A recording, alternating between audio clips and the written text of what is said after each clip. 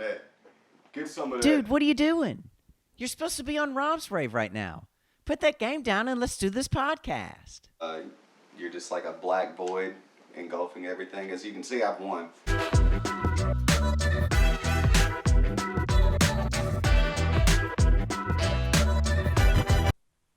All right.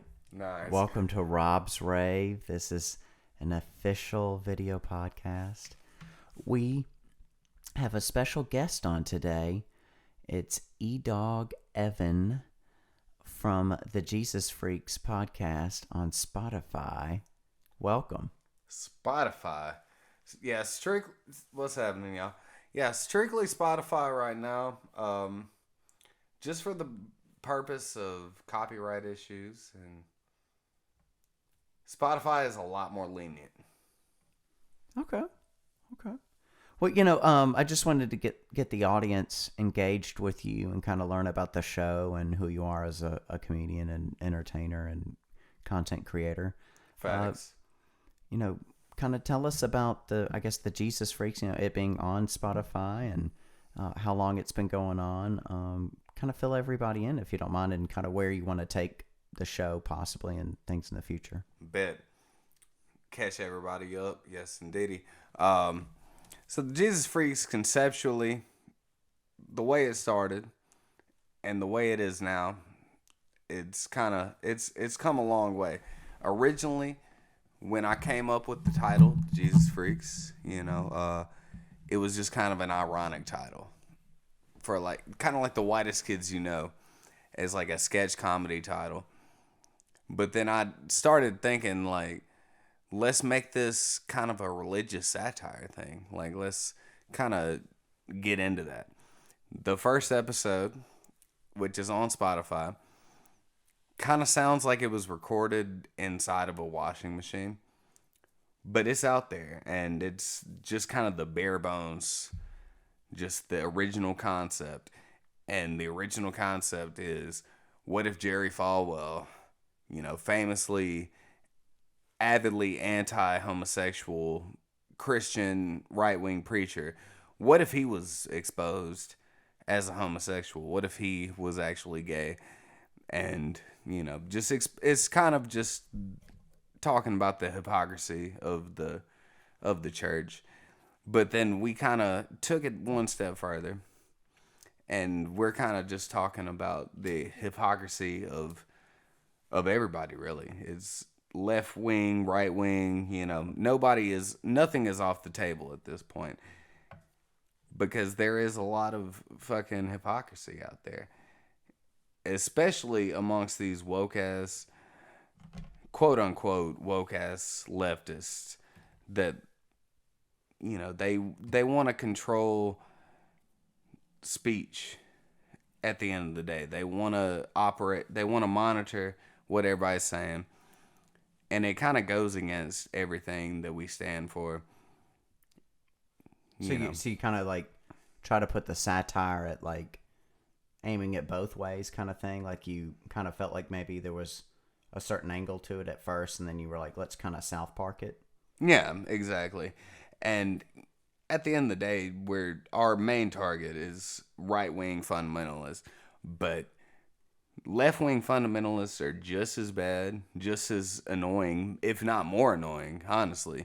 At this point in time, I don't hear a whole lot from white ring. I almost said white ring. From right-wing fundamentalists, you don't hear a whole lot from them, but you hear a whole lot on the internet from these leftist, so-called leftists, fundamentalists, and it's all just a morality play at that point. They're not speaking facts. They're not trying to, I was kind of curious, who, as far as influences go and stuff like that, who do you think, if you took the Jesus Freaks on a tour, who would be kind of who are people you kind of look up to right now, or look to as influence? It'd probably be Louis C.K., obviously. Louis C.K., classic. Dave Chappelle, Nick Mullen, of the Come Town podcast.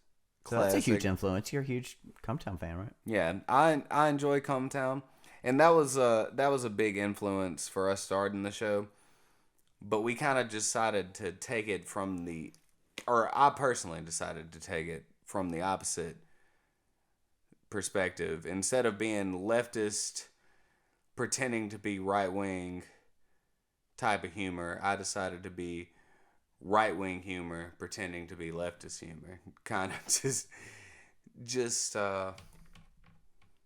Sorry, I'm way far away from the mic, but yeah, just kind of showing both sides. But overall, at the end of the day, the target is, you know, Christian evangelicals, Jerry Falwell, Pat Robinson, Rush Limbaugh. But we still, we got time. So you'd love to play a character like that? Yeah, because I mean, it's easy, and it's, as they say these days, you want to punch up. It's easy for the E. Yeah, you don't want to punch. E-dog. You don't want to punch down, is what they say. But at the end of the day, it's a lot easier to punch down. So why not punch down as someone in character, as someone who is known for punching down?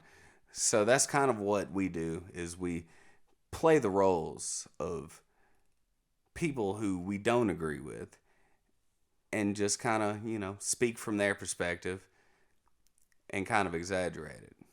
That's kind of what we've been going for.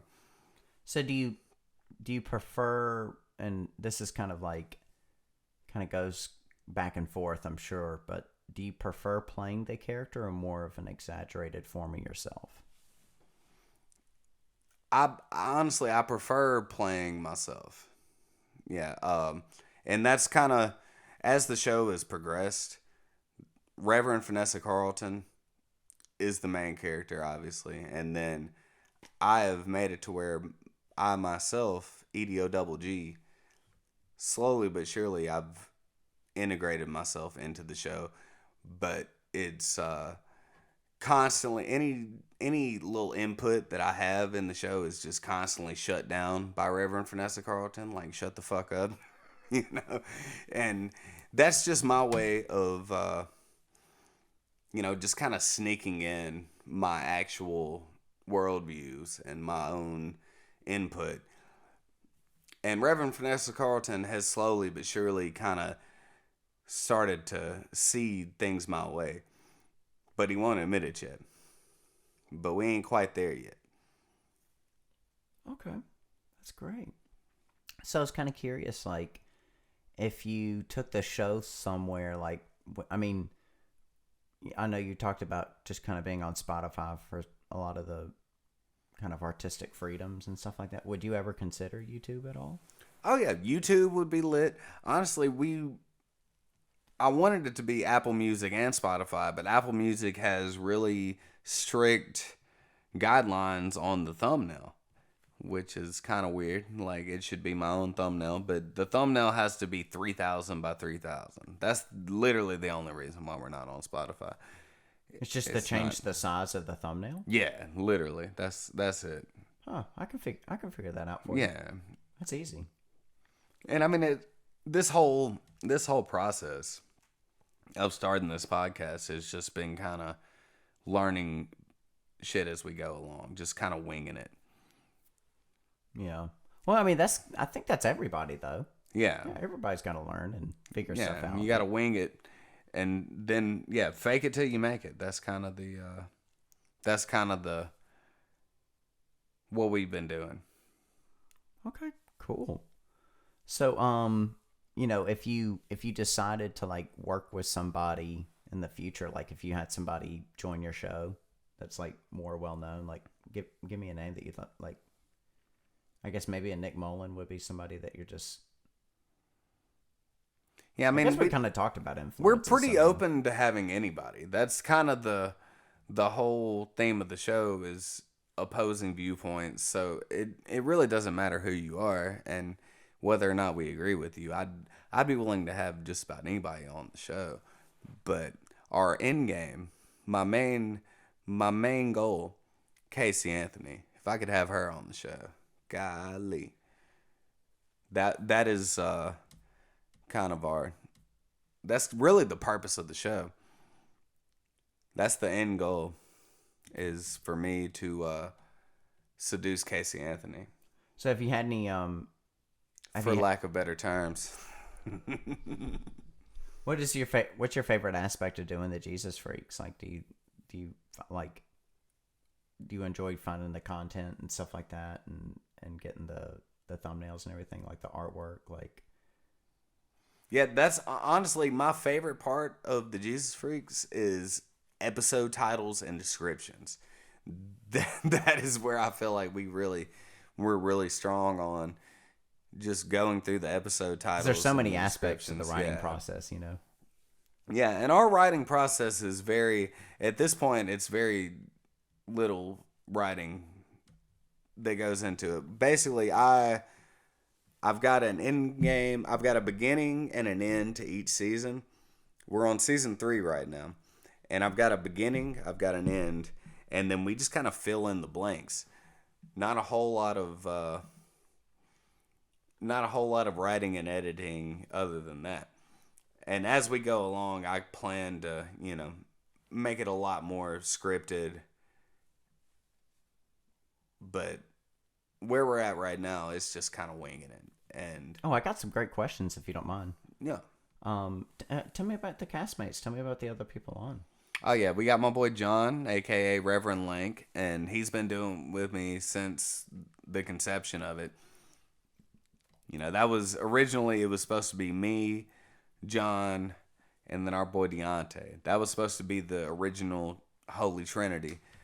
But as it's gone along, it's mainly just been me and John, and then we've had several guests. You've been a guest at one point, and then episode 5. Yeah, episode 5 of the first season, you were a guest, and then episode 12 of the first season, you actually helped save the show, because we had a guest who dipped out early, and then I just closed the laptop thinking it all was going to be well, and then the laptop died, and so we lost that episode.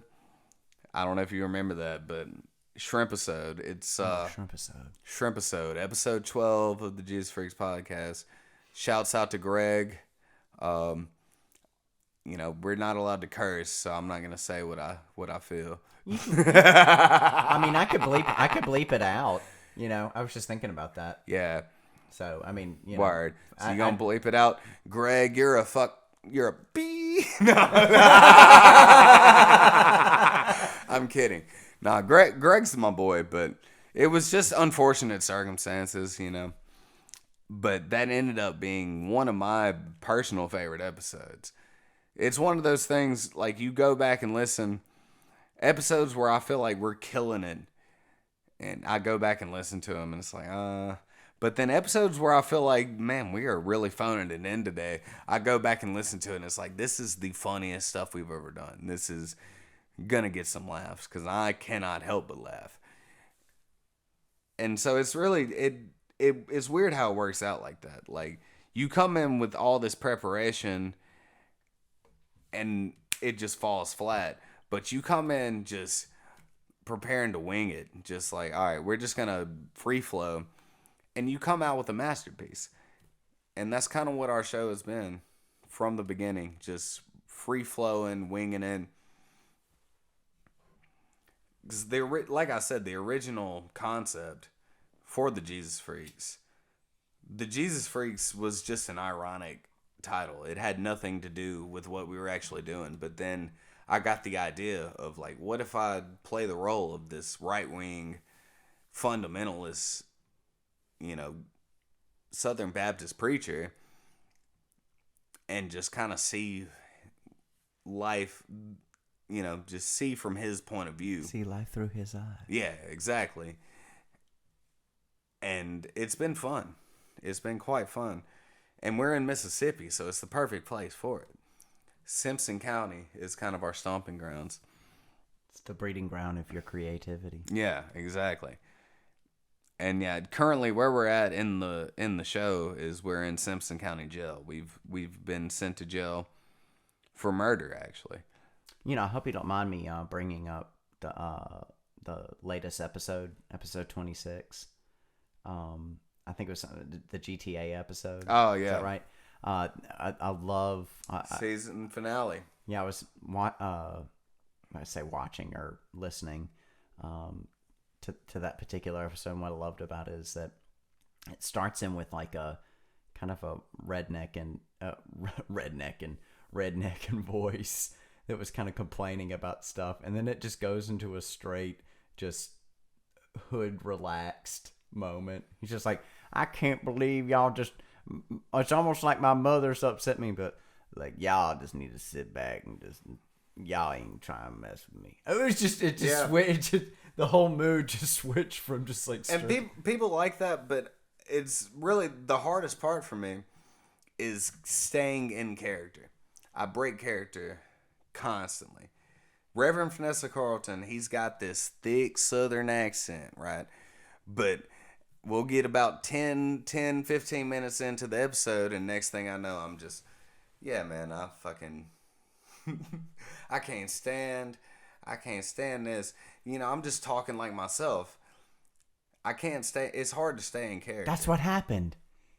That the hood person is you. Yeah. And you were playing.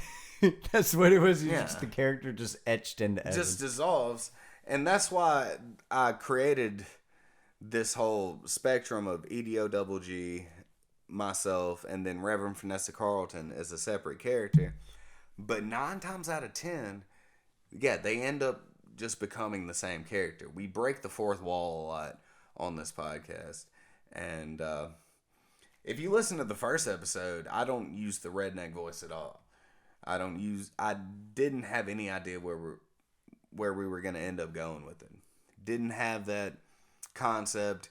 It was just me roasting Jerry Falwell.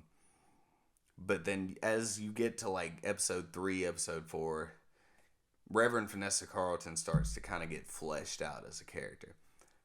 But still, even now, every now and then I'll just go back to just being regular old EDO-double-G, just break character. And I don't think there's anything wrong with that. Yeah. The fun of the podcast, I think, what makes it fun is just deciphering, you know, what is real and what is Reverend Vanessa Carlton. What is real and what's satire.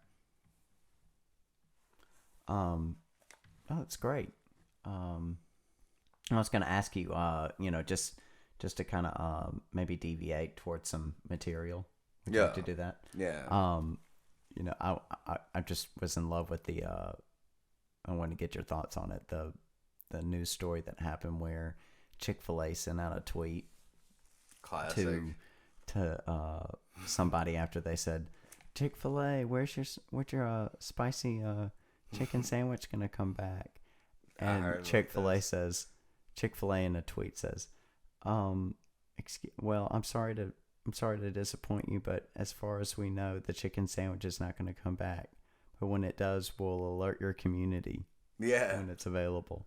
Yeah. And so when they said that, I think the guy responded back, thanks, da da da da.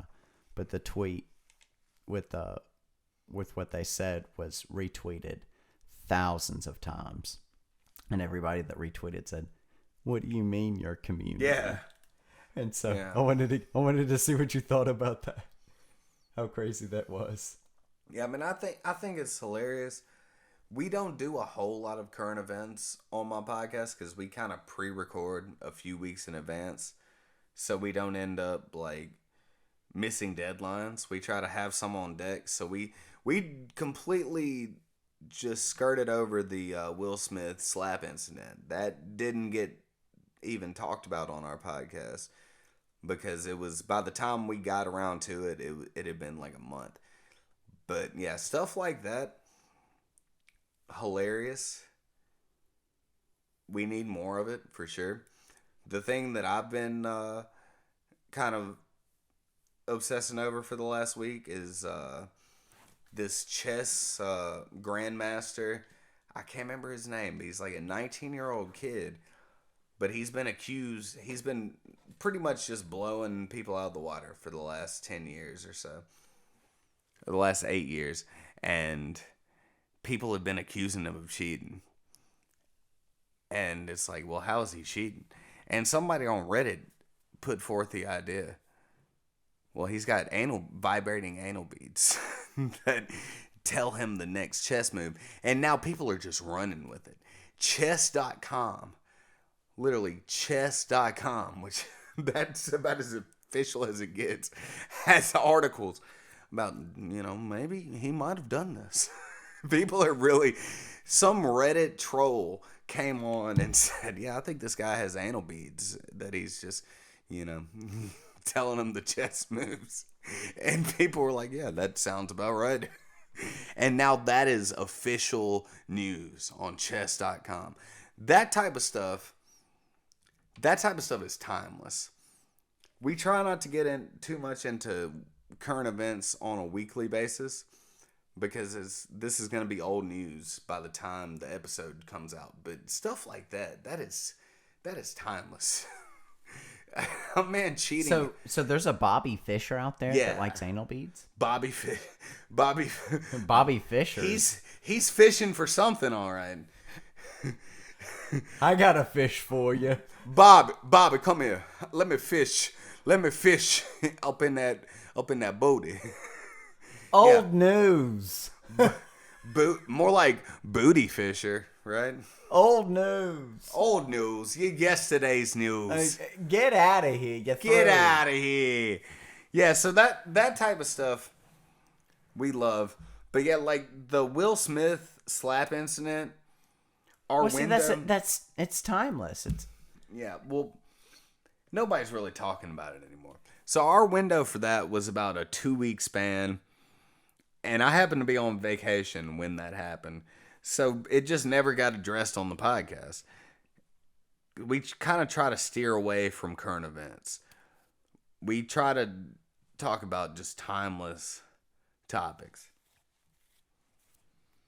Because we pre-record a lot of our episodes.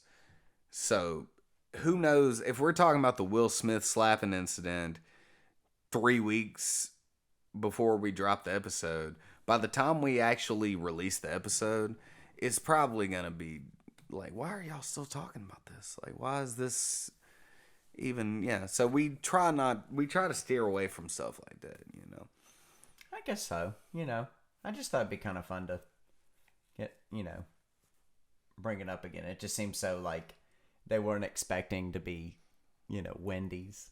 Yeah. Because Wendy's, have you seen Wendy's social media? Oh, yeah. Wendy's social media, Cat, needs a raise.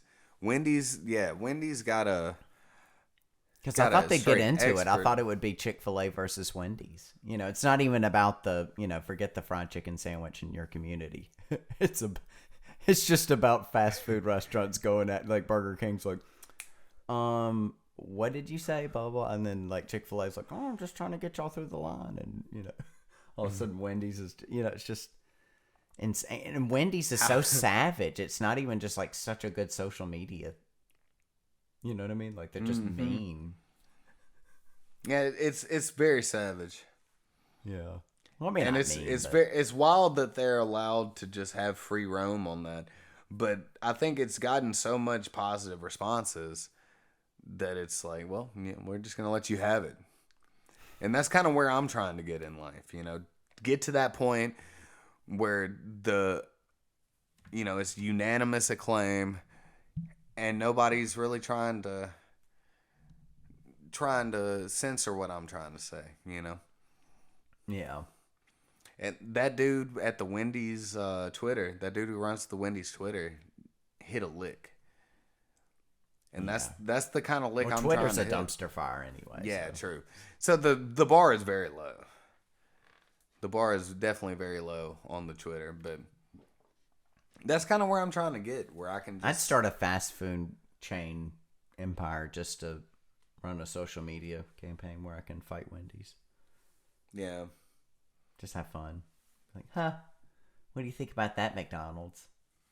I mean, you can try, but I really would not want to go up against that Wendy's Twitter guy. Like, that cat he's got his thumbs on the pulse Oh yeah, no, they're of America. They're great. You know, I'd hire somebody. he's got all 10 fingers inside of the pulse of America. Just getting in there, just milking it. Just like, yeah, this is America. This. You know, just getting on in it. Yikes. Getting his hands dirty. Getting his Twitter fingers itching, you know. Golly. But yeah, that's like a dream job for most of us. Anybody who's ever worked in the service industry, their dream job is Dick's Last Resort. We hear about Dick's Last Resort, and it's like, man, I would love to work there.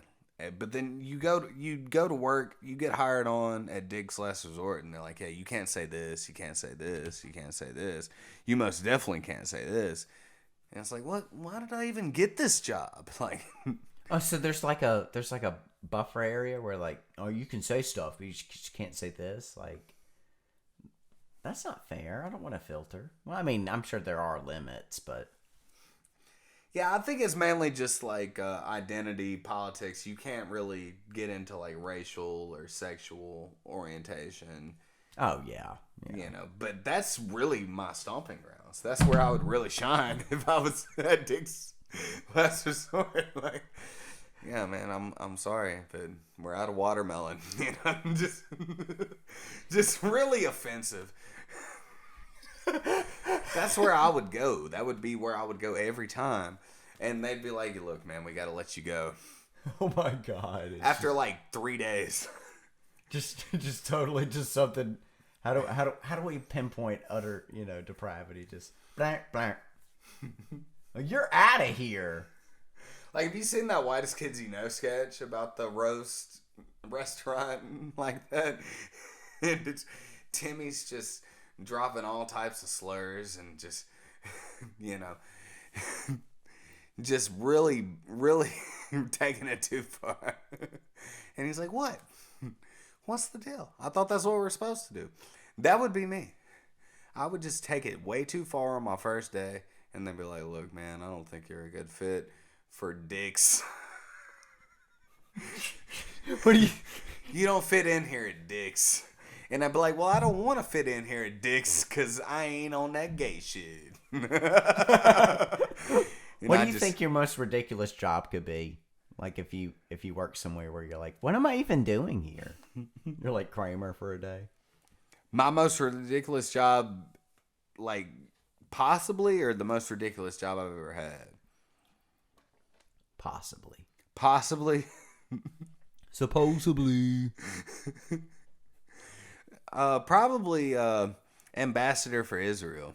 I thought you were gonna say tax attorney. Just like by some clerical error, I'm recognized as part Jewish, and they decide that I should be the spokesman for Israel. I'm like 10% Jewish. They just hire me on, like, yeah, he'll do as good as anybody else, and I just really ruin. You're a quadrant their for PR. Hebrews. I'm not the one. I'm not the one for public image, Oh my gosh. Because, I mean, you look, our show clearly does not care about public image. We just 2 days ago figured out how to properly record it and make it sound decent. Thanks to you, RBZ, and I appreciate it. But even aside from all that, even aside from the sounding like it's recorded inside of a dumpster, and you're standing on the other side of the city, like 10 miles away, listening to it.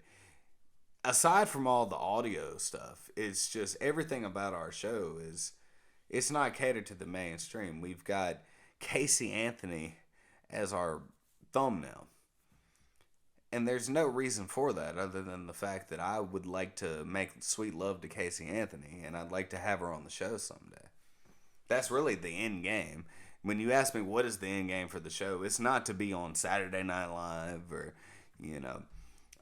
what else is there? Conan, Ellen. I don't care about any of that. I just want to make sweet love to Casey Anthony for like 3 days straight. No, just a slight sip of water. No breaks. Just little breaks, Newport. No Conan, no Ellen. Yeah, I mean, it just. no. It's all about Casey, baby. Are you serious? All about Casey. No obligatory SNL hosting. I mean, I would like that too. I'm not saying that that's just off the table. I'm just saying that that's not the, that's not the end game. The end game is, Casey Anthony, if you listening right now, baby girl, hit me up. 601 405. Oh, man. I'm giving out my co-host phone number. That's another running gag on the Jesus Freaks podcast. We've got the, this is no longer an evangelical Christian podcast. This is now a blank podcast. That's one of our. And then the other one is I pretend like I'm going to give out Reverend Lank's phone number. My boy John. I'll say like the first 3 digits. Yeah, call in now at 601-405. And then, I'll we got beep. Tommy Two-Tone over here. I'll beep it out, the last 4 digits. But yeah, overall, at the end of the day, that's really what we've been trying to do. Unless I didn't even know I had this screensaver. That's a nice screensaver. Look at that. You just noticed the screensaver. I've never saved my screen at all. He's just learning new things about technology every day. Yeah, man. It's like, I didn't even know you had computers on the phone. That's crazy. You got the internet on this thing? You got the internet on the phone? That's wild. Absolutely. Who let this Jesus freak out over here? He doesn't know what's going on. Yeah. He don't know what year it is. Yeah. Plug and play record. He's on a 4-track over here with an 8-track. Yeah, and it's like, imagine, that's a big, thank you for saying that. That's a big thing about the podcast is we don't know what's going on as far as setting up the studio aspect, the technological aspect of it. So let's pretend to be, a right-wing evangelical redneck, and people will be like, oh, well, they just don't know. It's a good excuse, We're living in the dark ages over here. But that's just, that's just the character. It's not my technological ineptitude. Well, now you've seen the light. But now y'all know we break the fourth wall a lot on the podcast, but now I'm breaking the fourth wall here to tell you we have no idea what we're doing. We're on season 3 of the podcast. You know now. I know now, but we're on season 3 of the podcast and we're just now figuring it out. But I've been thinking about it. Season 3 of we started season 3 about 2 weeks ago. But it's only been a year since we started recording. So really, we could just condense this all into season 1 if we wanted to. If you come to YouTube. Yeah. That'd be cool. The possibilities are endless at this point. You should. Yeah. We could make this all one season.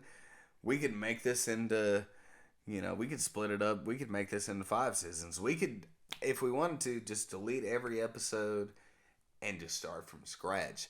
That's the beauty of it. That's the beauty of being DIY like this. We ain't got no boundaries. We ain't got control. We ain't got no managers. We ain't got nobody telling us deadlines. The only deadlines are the deadlines that I set for myself, which I adhere to strictly. If I say an episode's coming out next Wednesday, it's coming out next Wednesday.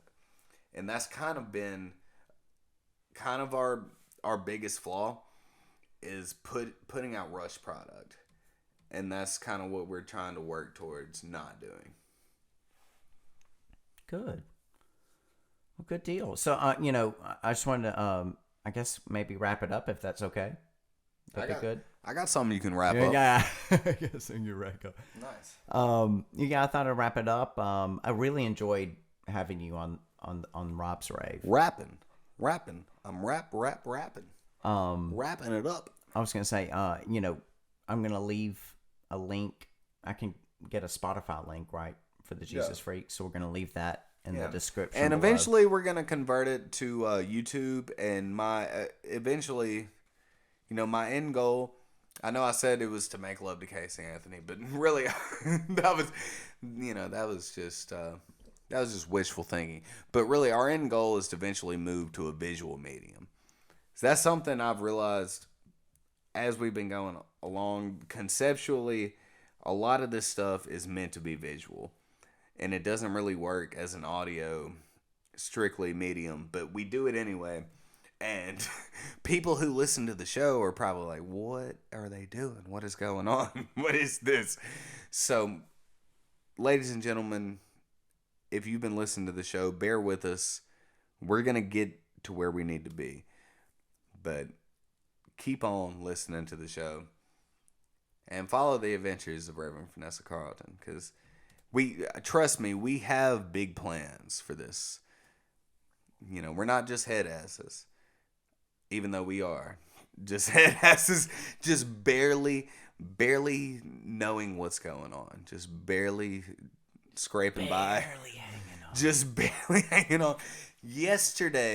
The day before yesterday, I just figured out how to have headphones on the podcast. So we're getting them there, folks. We're trying to get them caught up. If you listen to the episodes we have out so far, it kind of sounds like, it was recorded inside of a washing machine or just a big industrial building. And you're standing on the other side of it.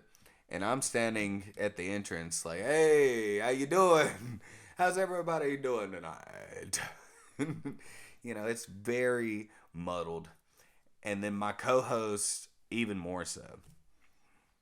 I think the show sounded great today. Yeah, it's. I mean, I hope everybody that's listened to the show, and appreciate everybody for tuning into Rob's Rave, has enjoyed the quality. We've really had fun with this multi-track recording. Indeed. And I cannot thank you enough, RVZ. You have kind of helped me in that part. The jokes is what we know. The whole technological aspect and setting up multi-tracks and having the interface synced with the computer to where headphones work, that's all foreign to me. All we know is the jokes.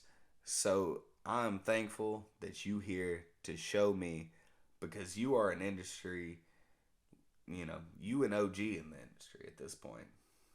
And I appreciate that. Yeah, you know what you're doing.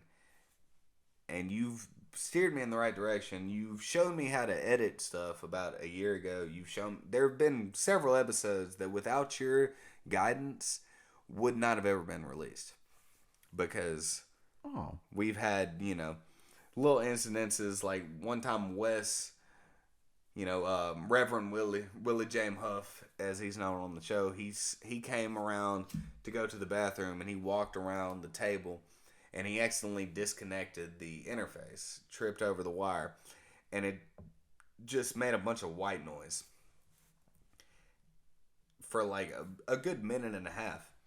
Thanks to you, I knew exactly how to go in, get that little white noise out of there, just delete that little minute and a half of funk, and just combine the two tracks. Oh, that's right. When I took the part and it just kind of bled into it. You've shown me how to make it flow seamlessly with the edits, and I've learned a lot from you. I hope to learn a lot more. Okay. Well, I'm glad to help. Yeah. Yes, indeed. Yeah. I mean, just to give you a little background, I actually went to Hines Community College for video, and it was kind of a movie making process kind of degree or whatever, and I went there as an actor, or somebody that wanted to be a comedian actor kind of thingamajig, and and when I got there, it was sort of like, oh, we do stuff behind the scenes, and so I was like, oh, this is really great, because I can learn how to not be annoying on the set if I ever get there. Learned what to be PA and all these other things on set, but also learned, oh man, I love editing. Or at least when you direct something, think about how you're going to edit it. You know, that's always when I'm filming something, or or even when I'm doing recording, you know, just sound stuff, but especially with visuals, I'm thinking, how am I going to edit this? So it's important to think as a director or something, that whatever you're creating as a content creator is like, how is this going to end up on the floor? I feel like that aspect of the process really gets slept on, and people don't really think about the behind the scenes work that goes into between turning off the record button on the camera and then having it as a finished product. There's a lot going on besides just recording a scene and then putting it out there. There's a heavy process behind it. And I didn't realize this until you kind of showed me the ways. And yeah, as I said before, I appreciate that knowledge that you've passed on to me, and it's been very helpful. And tomorrow's episode that we're recording on the Jesus Freaks is going to sound better than it ever has before. Thanks to this man sitting to my right. Awesome. Yes, well, indeed. yeah. Be sure to check out that Jesus Freaks episode. Bless y'all in the name of Jesus. So Amen. We'll try to have this episode up as soon as we can, and y'all check out that Jesus Freaks episode. Rob's Rave and the Jesus Freaks podcast on Spotify. We plan on moving to other platforms, but for now, it's strictly Spotify. But y'all stay tuned. We're going to be all over the place before long. It's going to be Rob's Rave to your right. It's going to be Jesus Freaks podcast to your left. And you ain't going to know what to do with it besides sit down, eat some good fried food, and praise Jesus for all this good quality content. Let's get out of here. Let's get out of here.